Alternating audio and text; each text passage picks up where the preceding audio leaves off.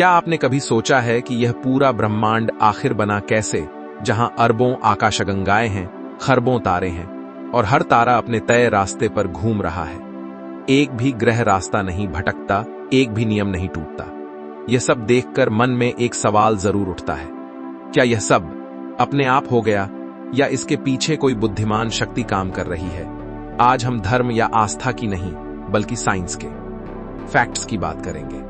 सबसे पहले समझते हैं ब्रह्मांड की परफेक्ट ट्यूनिंग। वैज्ञानिकों ने पाया है कि हमारे ब्रह्मांड में कुछ फिजिकल कांस्टेंट होते हैं, जैसे ग्रेविटी, इलेक्ट्रॉन का चार्ज, न्यूक्लियर फोर्स और प्रकाश की गति। इनमें से किसी एक में अगर बहुत हल्का सा भी बदलाव हो जाए तो जीवन नाम की चीज कभी पैदा ही न हो सके। मान लीजिए ग्रेविटी थोड़ी ज्यादा होती तो सारे तारे अपने ही वजन से ढह जाते और रोशनी पैदा ही नहीं कर पाते।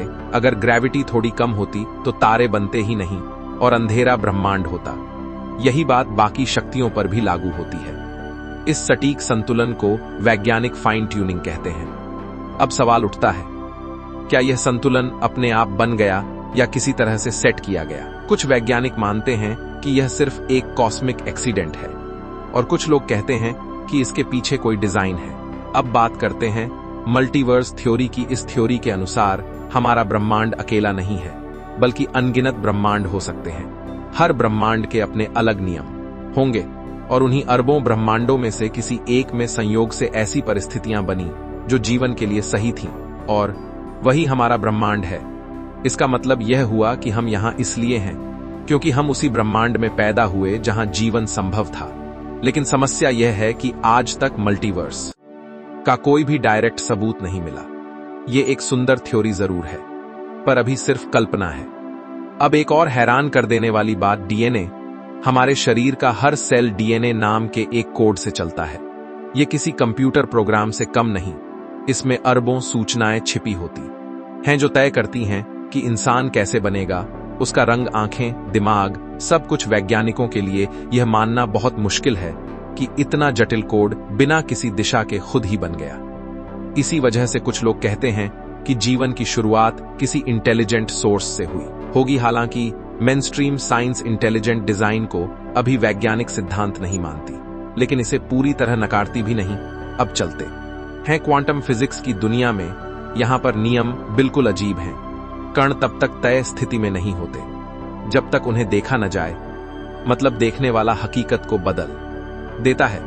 इस बात ने वैज्ञानिकों को हैरान कर दिया कि क्या चेतना ब्रह्मांड का हिस्सा है या चेतना ही ब्रह्मांड को परिभाषित करती है।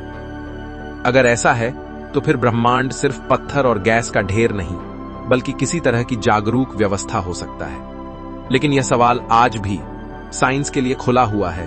तो आखिर सच क्या है? साइंस आज तक यह साबित नहीं कर पाई कि ब्रह्मांड के पीछे कोई बुद्धिमान शक्ति है, और न ही यह साबित कर पाई कि ऐसा कुछ नहीं है। लेकिन एक बात पक्की है, यह ब्रह्मांड हद से ज्यादा सटीक है, हद से ज्यादा व्यवस्थित है।